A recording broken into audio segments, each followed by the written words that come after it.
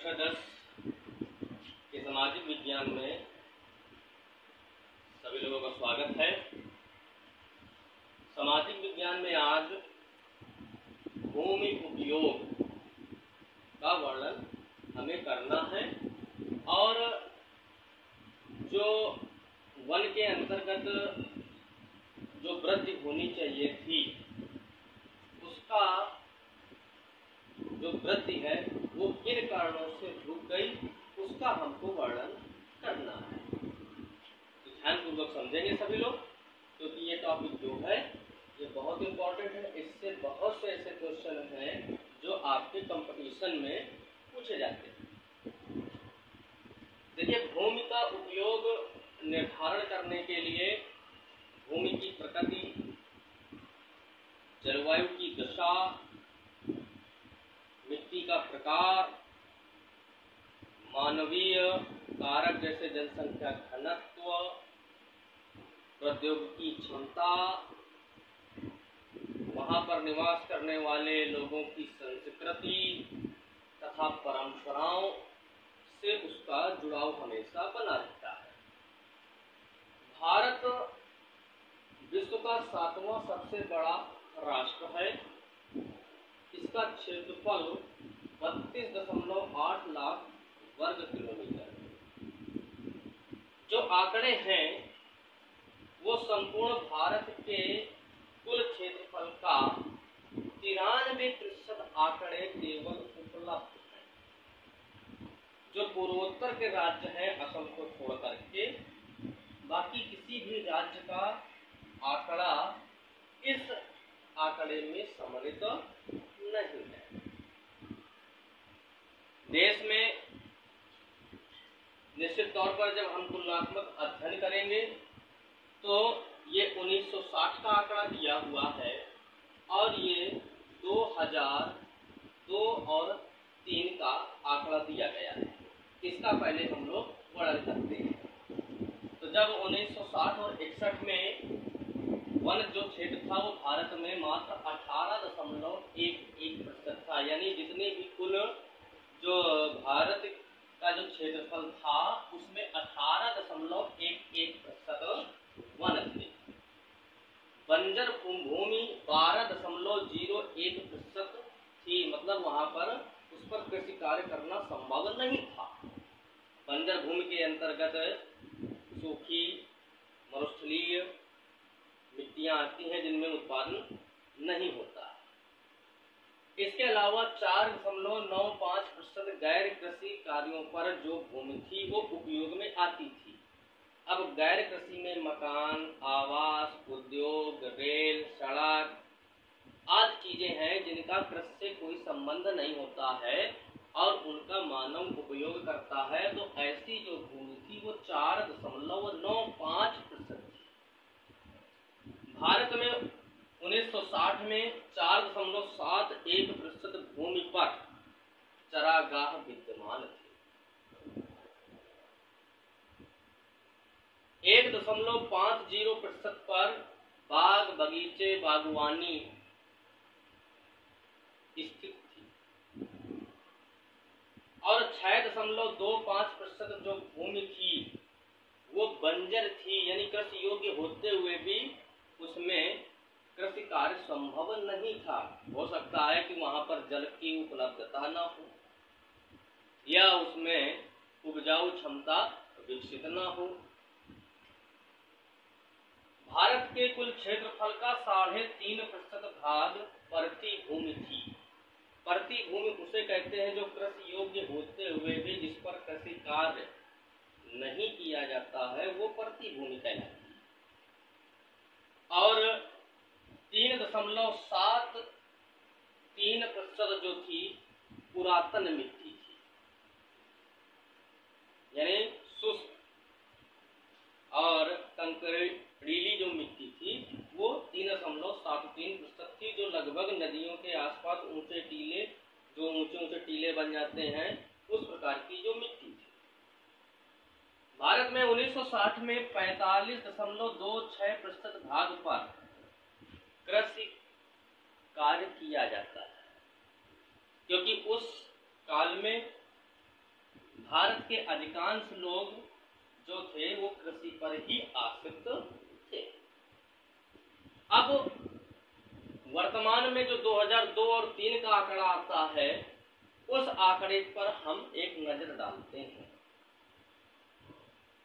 जो 60 में वन क्षेत्र 18.11% था, जो 2002 और 3 में 22.57% हुआ, यानी वन क्षेत्र हमारा बढ़ा।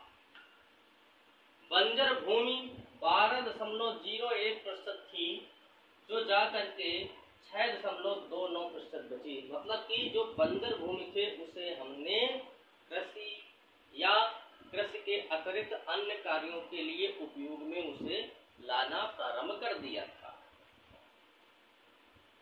गैर कृषि निश्चित है कि जब हमारी जनसंख्या बढ़ेगी तो आवास, प्रौद्योगिकी, कारखाने, रेल नेटवर्क, सड़क नेटवर्क का जाल और बढ़ेगा, जिस कारण से गैर कृषि कार्यों पर भूमि का उपयोग निरंतर बढ़ेगा। तो निश्चित है जो 4.95 थी वो 7.29% हो गई। उसी प्रकार से बाग, चरागाह, जो भारत देश में 1960-61 में चरागाह के लिए उपयुक्त जो था वो भूमि जो थी वो पर्याप्त थी 4.71%, परंतु यहाँ पर 3.45% जो हमको चरागाह की जो भूमि है वो यहाँ पर हमको कम होती दिखाई पड़ रही है, जबकि पशुधन की संख्या में गुणोत्तर वृद्धि हुई है। भारत आज विश्व का सबसे बड़ा दुग्ध उत्पादक राष्ट्र है और यहाँ पर पशुओं की सबसे ज्यादा जनसंख्या भी है, लेकिन जब चरागाह उपयुक्त नहीं होंगे तो निश्चित है कि पशुओं के स्वास्थ्य पर इसका प्रतिकूल प्रभाव पड़ेगा और वो कमजोर होंगे। उसी प्रकार से बाघ भी हमारे जो 1.5% थे वो घट करके 1.10% हो गए। कृषि योग्य जो बंजर भूमि थी उसका उपयोग मानव की कार्य कुशलता ने उसको बढ़ा दिया। बढ़ती भूमि जो है निश्चित है कि यहाँ पर 3.50 थी, जो अब जाकर के 7.03% हो गई है। निश्चित है कि इस जगह विचारणीय है कि ऐसी भूमि को का उपयोग बढ़ा क्यों नहीं, जबकि बढ़ती भूमि यानी भूमि का उपयोग निरंतर आवश्यक है। और जो पुरातन मिट्टी थी वो बढ़ती जो मिट्टी थी वो 3.7 थी, आज 3.82 है। निश्चित है कि ये जो आंकड़े हैं ये इनका आंकड़ा जो है ये सुधारने के लायक है। भारत में आबादी उस समय बहुत सीमित थी, तब भी कृषि कार्य 45.26% भाग पर होता था 1960 में, परंतु जब हम वर्तमान की स्थिति देखते हैं तो यह कृषि में प्रयुक्त भूमि का मात्र 43.41% भाग ही उपयुक्त हो रहा है। निश्चित है कि इसमें आबादी का सबसे बड़ा महत्वपूर्ण योगदान है। तो कहने का मतलब ये है कि जो शुद्ध बोया हुआ भाग है उसको और बढ़ाया जा सकता है, जिसमें पुरातन मिट्टी, बढ़ती भूमि, कृषि योग्य बंजर भूमि आदि को यदि हम बढ़ा दें तो निश्चित तौर पर हम भूमि उपयोग का अधिक से अधिक उपयोग कर सकते हैं। परंतु जब हम वन नीति पर ध्यान केंद्रित करते हैं तो किसी भी राष्ट्र में उसका 1/3 भाग वनों से आच्छादित होना चाहिए, लेकिन क्या ऐसा हो पाता है? नहीं हो पाता, क्योंकि पर्यावरण संतुलन के लिए वनों का होना अति आवश्यक है। यदि ऐसा नहीं होता है तो निश्चित है कि हमें अनेक प्राकृतिक आपदाओं का सामना करना पड़ सकता है, जिसमें भूमंडलीय तापन, ओजोन क्षरण, भूकंप, ज्वालामुखी विस्फोट, चक्रवात, सुनामी, ये जैसी जो प्राकृतिक आपदाएं हैं वो निरंतर प्रभावी होने लगती हैं। बाढ़ और सूखा जैसी आपदाएं किसी न किसी भाग को प्रभावित करती रही। आज मनुष्य ने अपने आर्थिक लाभ के लिए भूमि संसाधन का दोहन करना प्रारंभ कर दिया। उपयोग करना नहीं, दोहन करना।